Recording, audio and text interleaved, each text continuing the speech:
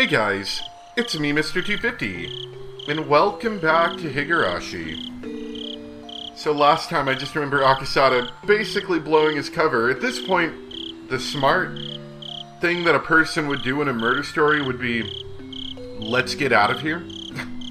Unfortunately, I don't think Akasada is going to do that. I've got a slight feeling that Akasada is in fact going to poke his nose farther into the situation and get himself killed. I, for one, welcome this. Let's continue.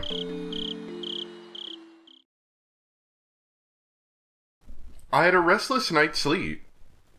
I did nothing but turn over repeatedly during a night that seemed like it lasted for eternity. Even then, I eventually fell asleep at some point, not realizing how high in the sky the sun had risen. I shook off the urge to go back to sleep. It was then I noticed the phone was ringing. The time was almost 10:30 in the morning. It was clearly too late for a wake-up call. Akasaka-san desu ka? Ohayou gozaimasu. Oishii desu. He didn't even let me say mosh mosh. Waking up to the sound of Oishi's voice was a little too much of a shock. My delicate ears were ringing. But thanks to that shock, I was suddenly wide awake. どうも。おはようございます。ひょっとして今お目覚めですか？出張中とはいえ勤務時間には起きないといけませんよ。まったくです。以後気をつけます。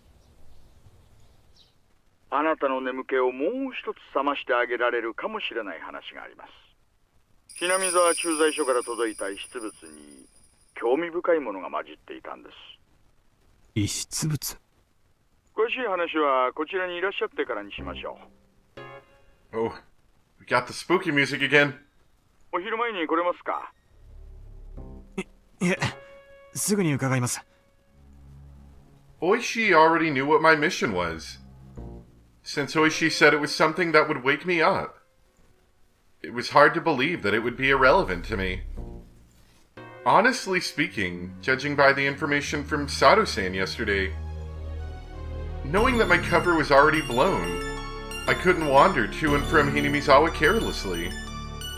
In other words, my investigation was at an impasse.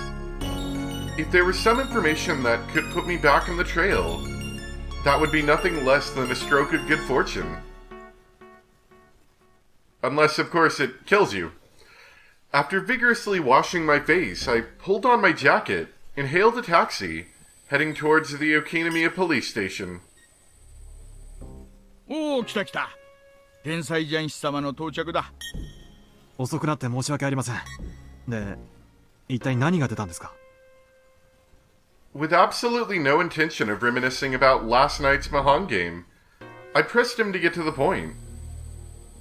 Oishi Oishi, anticipating that I would act that way, cut to the chase without any resistance. 先ほども申し上げましたが、今朝ひなみ沢の駐在所から遺失物が届きました。Lost items that were turned over to the police box were sent to Okinamiya Station after paperwork was filled out. Oishi pulled out a plastic bag from a drawer and laid its labeled contents on the desk. 財布ですか？でしょうな。中には小銭はあってもお札はなかったもんなんで、スリが中身を抜いた後に捨ててったのかななんて思ったんですがね。最初は。I didn't understand how this wallet, so far removed from Tokyo, could possibly be related to the kidnapping. If it had drawn Oishi's attention, it would have to be something dramatic, like the wallet belonged to the missing grandchild. That would be absurd. Like something that convenient would happen. If that was it, then there were probably initials written on the wallet. Like the initials of Toshiki Inukai, the minister's grandson, T.I. Thinking like that, at this point I didn't suppose that this wallet was something that could get Oishi so excited. Oishi, after putting on a pair of disposable plastic gloves, handed me a pair of the same. I didn't feel that this wallet was such an important thing, so I had my doubts about whether there was any point in putting on gloves. However, I didn't want Oishi's intention to go to waste, so I put them on. Oishi opened up the plastic bag and pulled it out, showing me the back. As I had imagined, there were initials engraved there. But it was slightly more detailed than what I had thought, with Toshiki I marked on it. Oishi grinned at me with a look on his face that said, "See? We can't confirm from that this belongs to the minister's grandson," I informed him calmly. This wallet was irrelevant. It was nothing more than Oishi's overeagerness. First of all, there is absolutely no way in this distant locale that the missing grandson's wallet would be found with such convenient timing. After all, the Onigafuchi Defense Alliance wasn't related to the case in the first place. So there was no way this wallet belonged to the grandson. Why I wanted to decide that was the case, even I didn't really know. Even though what should have been a top-secret case was leaked before I'd even been dispatched. In this situation, how could I say this was definitely unrelated? Would it be more prudent to pay more attention to this wallet? It had only been a couple of days since I arrived in Hinamizawa. But in those couple of days, due to the number of remarkable events, my nerves might have become just a little frayed. Shaking my head slightly, I cleared it of unnecessary thoughts. Oishi opened the wallet's zipper, revealing the contents. Inside was small change and a number of crumpled receipts. Oishi, from that jumble, pulled out a folded card. Seeing that, my heart stopped for a moment. It was a card from a dental examination. The name, Toshiki Inugai, and the age. Ah, spooky! Perfect match. The dentist location was in Tokyo. There was no need to explain any further. How far was it from Tokyo to Hinamizawa? Whoop. It was far enough that taking the bullet trains and cars would still take several hours. Why would a wallet with a dental examination card from Tokyo inside show up in Hinamizawa? Could it belong to a tourist who came from Tokyo? Or maybe a villager on vacation to Tokyo just happened to pay a visit to the dentist? No, it had to have fallen into someone's bag by accident. In my mind, I desperately struggled to find a possible excuse as to why this wallet didn't belong to Toshiki Inugai. It was as if it just wouldn't do for this wallet to belong to him. However, weeding out any possibility for error one by one. The haze surrounding the wallet in front of me faded, gradually letting it come into clear focus. ね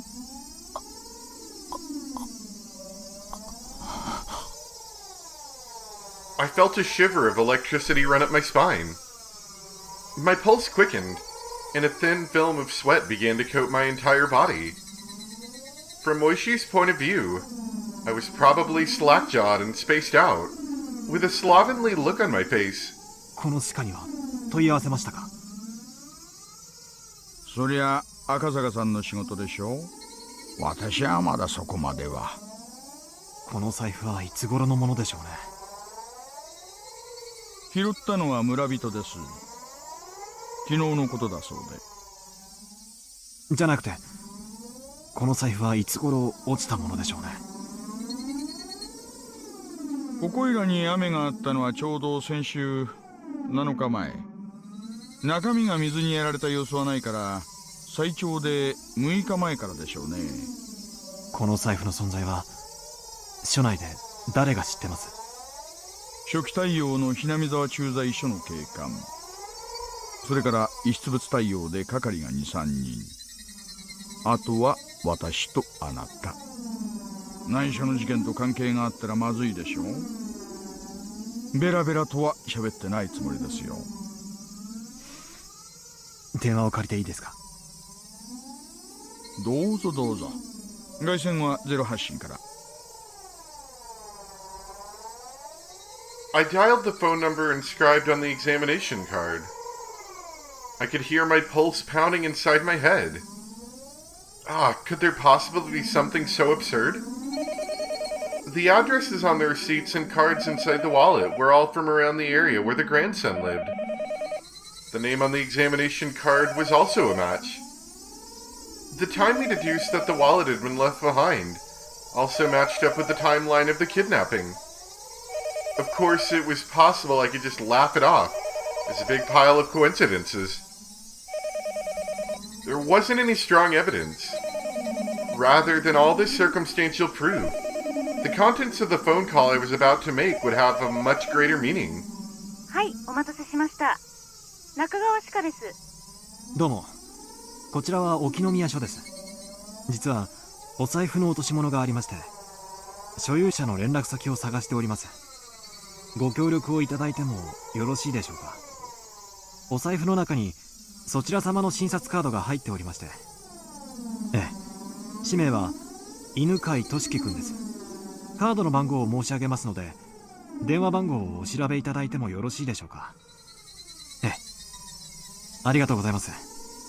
お願いできますか。 Still holding the receiver, I pulled out a notebook from my breast pocket with my free hand. I opened it up to the page with the grandson's address and phone number recorded on it. どうもすみません。はい。お願いします。I compared the phone number written in my notebook to the one that was being read out on the other end of the line. During that process, I spun around to look behind me uneasily. I locked eyes with Oishi. Oishi looked puzzled, wondering what the matter was. Why would I feel uneasy and look behind me? That was because the person on the end of the line was reading out the numbers as though doing it straight from my notebook.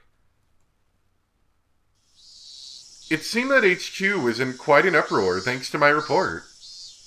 No matter how many times the authenticity of the evidence I had linked to the grandson was called into question, I could only respond that it was the truth. When the lead investigator first picked up the phone, I was grilled about the evidence I'd found that was almost too good to be true, if I do say so myself. Yeah, I was kind of wondering, like, that seems like spot-on evidence right there. That's the kind of thing where it'd be like, hey, can you send me some backup? Because these people are crazy out here. But after having doubt dispelled, he fell into silence. The receiver was finally handed over to the section chief. When he picked it up, the background thrum on the other end of the line disappeared, and I knew that it had gone completely silent. After asking the same questions about the wallet that the lead investigator did, the chief quietly spoke his next words. わかりました。 Oh. What's this track?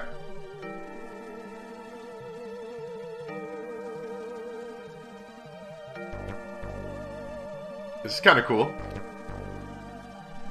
こちらから何人か増援を送ります。 There we go, that's what I needed. 今日の夕方には到着できるでしょう。 Oh man, this music's so rad. Listen to it. 赤坂君は引き続き現地調査をお願いします。 It's also kind of got like that spooky thing going on there. The woo! 財布が発見された地域の情報を収集しててください。加納さんは何人か選んで現地へ直接。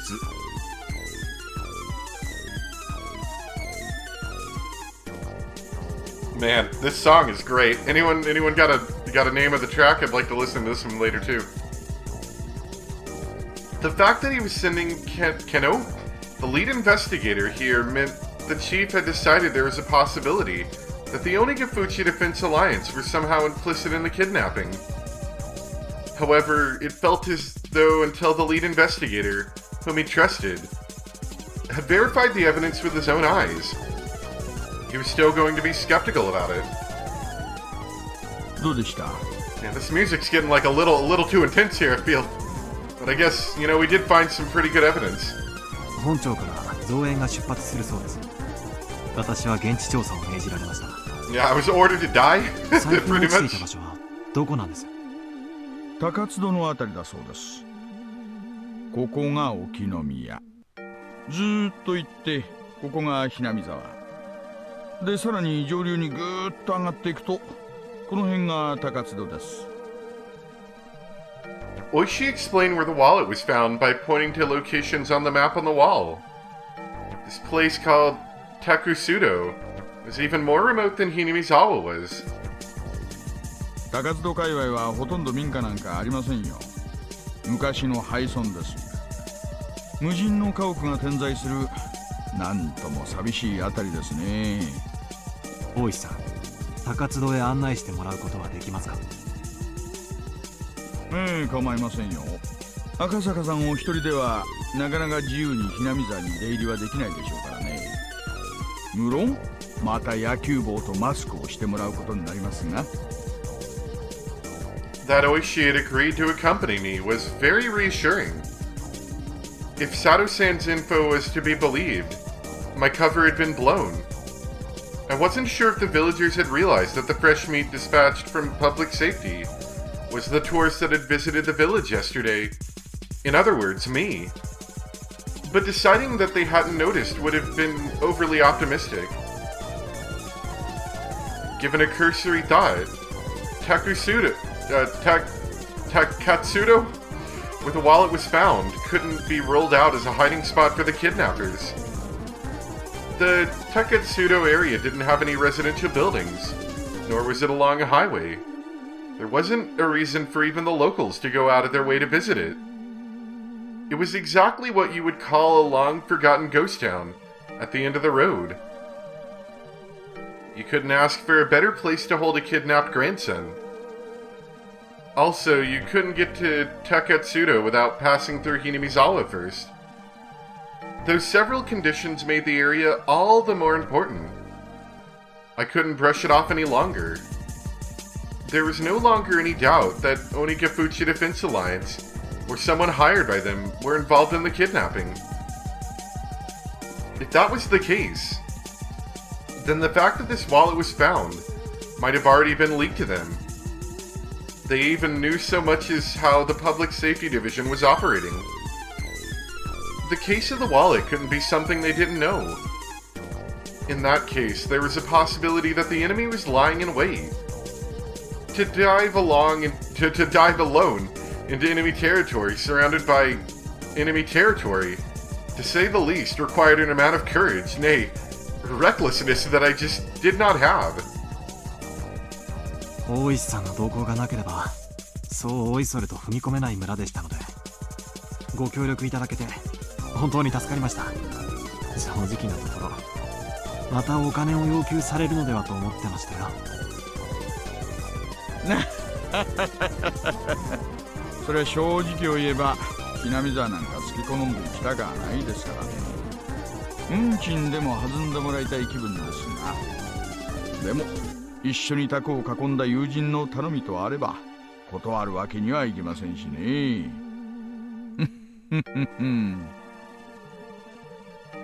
Oh, whoa, you're getting a little close there. Oishi grinned as he pounded me on the back. It struck me that he didn't just want to jump ship rather than having any sense of duty towards his job. Even so, that didn't really matter. Right now, I really appreciated the gesture. では、早速出してもらえますか。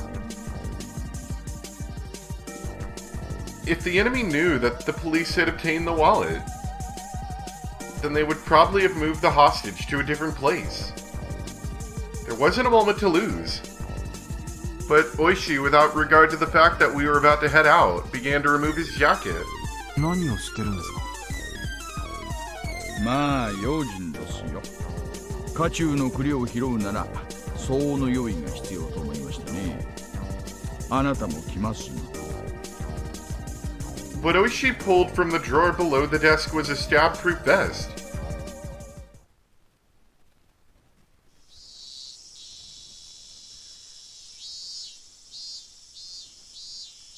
I guess it's better than Keiichi's been prepared, I can say that. She was just like, hey, do you want to go in my murder dungeon? And Keiichi's like, yeah, sure, let's do it. At the least we've got a stab-proof vest, that's something, right? His name was Toshiki Inugai, the grandson of the Minister of Construction, Inugai. There was only one reason for him being here. If you didn't include gym or art class, his grades were above average. That was the result of having private tutoring sessions twice a week. If you omitted the fact that he still couldn't do pull-ups, there wasn't much else that would make him hate school. Of course, he understood full well that his grandfather was a cabinet minister. But he also knew that not too many people were interested in their relationship. He didn't like to go out of his way to bring up his grandfather, or call him the Minister of Construction. And finally, he at least tried to know a little more about what kind of work the Minister of Construction did than your average Joe. What that entailed was that when you tried your best to make life better for the masses, sometimes you made a few enemies. He knew that all too well from the time he'd spent as class representative. His grandfather had many enemies. He knew that he might personally catch some of that fallout, so he had to be twice as cautious. He was taught that by his parents. That's why, the moment he was kidnapped, he instantly knew that this was one of those occasions. He understood that he wasn't being treated as Toshiki Inugai, the person, but rather as Toshiki Inugai, the grandson of the Minister of Construction. That he wasn't personally at fault, but that this was the result of some unavoidable trouble with his grandfather's work. It made little difference, but when he realized it wasn't because of anything he did, he was able to relax, if only a little. Of course, at first he was struck with a terror befitting his age, wondering what was going to happen to him. But after a while of being tied up and only being able to stay lying down, he began to ponder a great many things. First, he thought about the reason he was being abducted like this. He understood the answer to that easily. He was taken hostage to coerce his grandfather, the minister. There was no doubt about that. He didn't know exactly what the Minister of Construction did, but it was easy to imagine that there was much to be gained from threatening him. He respected his grandfather more than most. He earnestly believed that his own grandfather was within the top 20 of the most important people in Japan. That was exactly why he wouldn't forgive anyone who tried to threaten his beloved grandfather. More importantly, he wouldn't forgive anyone who would use him as a tool to threaten his grandfather. His grandfather was really busy, and rarely had time to meet with relatives. That's why, with what little time he did manage to scrape together, he just dropped by unannounced. And as an apology for not being able to meet during New Year's or summer vacation, he doted on his grandson very, very much.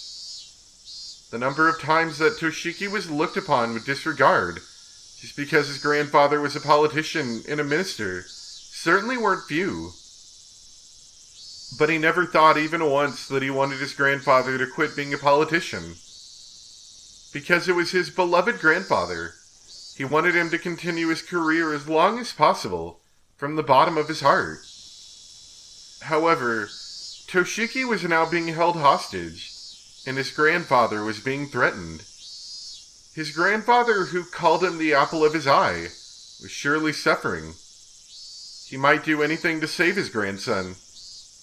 Maybe even putting aside his ideology, if it was required to save his grandson. He might cave into the culprit's demands, if it meant saving his grandson. When Toshiki thought about that, an inexplicable anger welled up within him. In his current situation, he was unable to forgive the cowards who would make his beloved grandfather suffer by using such dastardly means. That feeling swelled up inside of him, displacing the fear. What he thought of first was something any boy would imagine. Get out of these bonds, beat up the bad guys, then hand them over to the police. Images of all the brave heroes from all the manga he had read passed through the back of his mind. In his imaginary scenario, he slipped his bonds easily, floating like a butterfly to evade his captors, then stinging like a bee to bring them all down. In the end, it was nothing more than his silly little fantasy, but with his vision obstructed and unable to see anything, it was something that he could get into more than any anime at the moment. In actuality, he was enjoying these little scenarios in his head for the long period of time he was tied up. His captors hadn't really done anything to him that they would feel sorry for. However, eventually, he began to grow tired of his fantasies, and more realistic scenarios began to run through his head. Then he realized that none of them were a solution. Yes, he wanted to do something for his grandfather who was being threatened. That he was being held here to inflict pain on his grandfather is the thing he could least forgive, and also the most vexing. And then, he noticed. There was a much simpler way he could save his grandfather without having to beat up his despicable captors. That was to remove himself as a hostage from the hands of these villains. If he was to disappear from here, his captors would have nothing to threaten his grandfather with. The captors had restrained him, but they didn't treat him roughly, and they made sure he was fed well enough. Meaning at most, he was nothing more than the means for their threat. They weren't looking to bully or kill him out of spite. If he behaved, no ill would befall him. Realizing that gave him a strong sense of courage. And carrying his train of thought this far, he let it run its course to its natural conclusion. Right now, at this moment, Toshiki Inugai had decided to escape. His ears had been stuffed with a sponge-like material, acting as makeshift earplugs. However, they didn't actually do much to block out any sound, and he could overhear everything his captors were saying.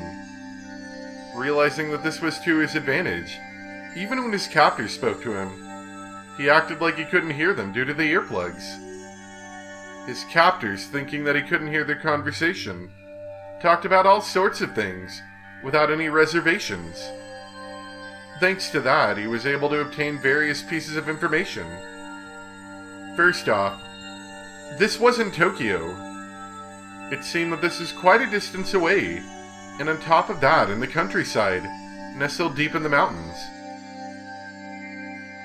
It also seemed that his captors were inconvenienced living out here, so he could deduce that this place was far removed from any sort of town. Finally, whenever they went out to buy food or other supplies, they would always take a car. That fact caused him some dismay, because he knew that the method he learned at school of running around blindly while shouting for help wouldn't work here. He paused his little mental escape scenario there. His ultimate goal was to find somebody who would help him. If somebody who fit that description wasn't close by, his chances of escaping successfully grew slim. Desolate, far-off lands deep in the mountains. A place where you couldn't even go shopping without using a car. In this situation, escaping would be very difficult. He grew depressed, and after a little while, he returned to his original scenario. Imagining becoming a hero like in the manga he read, and beating down his captors became his respite. However, as he played those delusions out in his head, his heart, hating to surrender, continued to search for a way to escape. And then, he thought of a way. If the goal was far away, then all he had to do was get closer.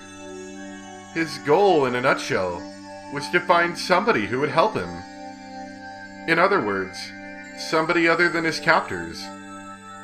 If he faked being sick, then his captors would have to take him to the hospital, or bring a doctor to him. They would probably be reluctant to do that, but he already knew that the hostage is more important than anything. In the off chance that something happened, like him dying, occurred, they wouldn't be able to threaten anybody anymore. Luckily, he had an experience that would help him fake a serious illness. At the end of last year, he was inadvertently involved in a car accident and had to undergo surgery. The scar from that surgery was still clearly visible on his lower torso. He recalled the pain and suffering from that time. The existence of that experience would make a huge impact on the realism of his performance. He was quite confident in his ability to fake an illness.